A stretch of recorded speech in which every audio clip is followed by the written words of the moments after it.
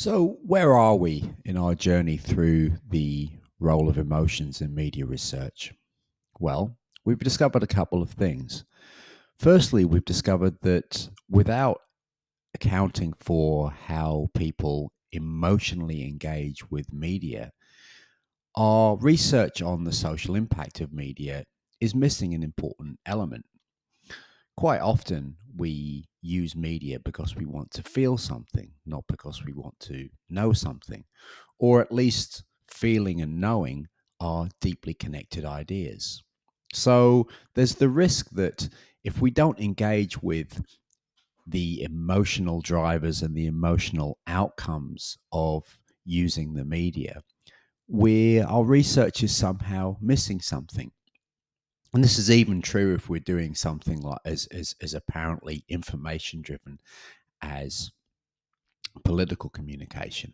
So that's one of the things that we've discovered, that if we're not thinking about emotional engagement, how media are emotional experiences, there's the risk that we're missing something.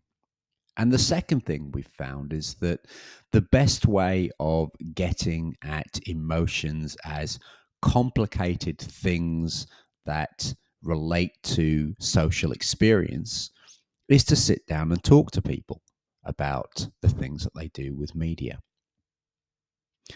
So we also know that this idea has been around for a really, really long time. People were making the argument that the best way to know what media did to society was to talk to the people who things were apparently being done to. And that point of view began as early as the 1930s.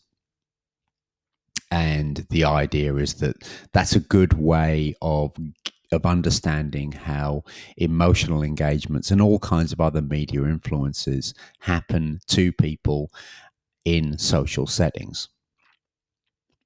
The other reason why all of this is important to you is that if we're thinking about methods, interviewing is something you can do.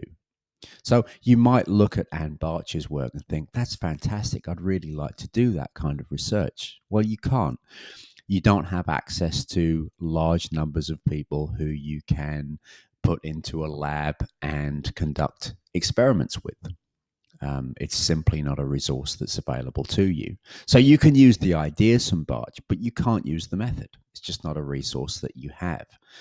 What you can do is you can talk to people, and you can talk to people online.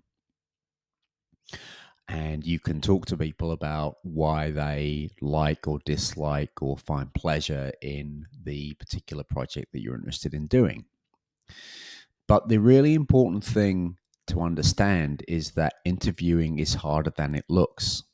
Now, this can be hard to appreciate because a good interview in many ways is like a good conversation. It's something which looks like the sorts of interactions that we have on an everyday basis. But the thing we need to remember is that interviewing is harder than it looks. And before we begin to chat to people about why they use media in the way that they do and how they feel about using media, it's important to understand that interviewing is a kind of emotional labor. It's something where you are managing your emotions and something where you have to be careful about the emotional well-being of the people that you're interviewing. And this is where we come to the Janet Roulston piece. Now, I just want to talk to a few things about interviewing. One of the really important things that you need to understand is that when you're asking people about the pleasure that they derive from media, very often you're actually asking deep questions that can be deeply upsetting. So, for example, if you're asking about gender in the media, if you're asking someone about, let's talk about Killing Eve, about the way that women are represented in the media. Well, the issue of gender representation is something that matters deeply to people because many people are affected by gender inequalities. And quite often, talking about how, for example, gender inequalities is dealt with in the media causes people to think about how they experience gender inequality in their own lives. And that's something that can be deeply upsetting. So we always have to remember when we're talking to people about media, and I guess this is the point of the whole session, that entertainment and pleasure are really, really important. That what we know from Bartsch's work is that when people are seeking out entertainment, when people are seeking out emotional experiences, they're doing so they can reflect on deep questions about the meaning of life, if you want, and what their existence means. So that's something that needs to be handled really, really carefully.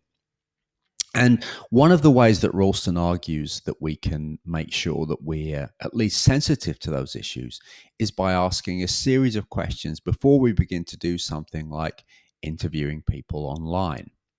So, what's the purpose of the interaction? What is the temporal structure of the research? What possibilities and limitations for interactions are built into the software used? What are the characteristics of the interviewer and the participants? And what is the external context of the research? And you're probably looking at that and saying, I understand the words, I don't understand the meaning at all. So let me offer you some translations into what I think Roulston means by these categorizations. So, the point of an interview is to allow people to express their media experiences in their own ways. A good interview is like a good conversation. What you are trying to get at in an interview is how people experience media and allowing them to phrase it in their own terms. What you're trying to get people to do is to explain how the media they use shape their reality. The second thing is that you need to spend, if we're talking about temporal issues, you need to spend enough time with people to hear their story, to let them say what they want to say, but you don't need to take up too much of their time. Remember, what you're doing is you're asking people to reflect on some issues that are difficult to articulate. And you're also asking them to do that for free, basically. So you need to be mindful of their time. Spend enough time with them so that they can say what they want to say, but not so much that it becomes a burden.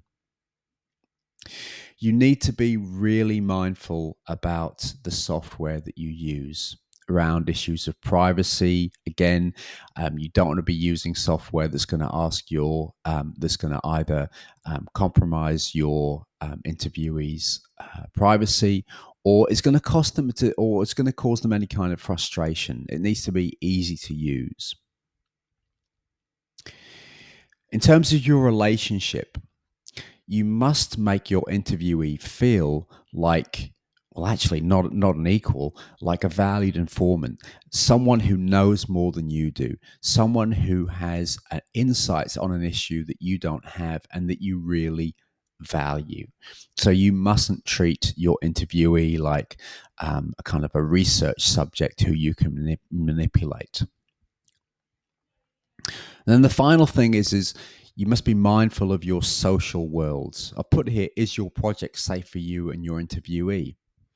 Say, for example, you're doing a project on the circulation of political dissent online in certain countries that perhaps have a more authoritarian approach to media than is the case in Australia. One of the questions you have to ask is, are you causing any risk to your participant by asking them questions about what they think about politics in their part of the world, for example? And this is an important part of being ethical. Again, when we're talking about media creating reality, what that means is that the topics that we deal with are serious and can potentially have serious consequences for both you as a researcher. Is it safe for you to write about your project? Is it politically sensitive? Is there any way that this could put you in harm's way? And also for your researcher as well.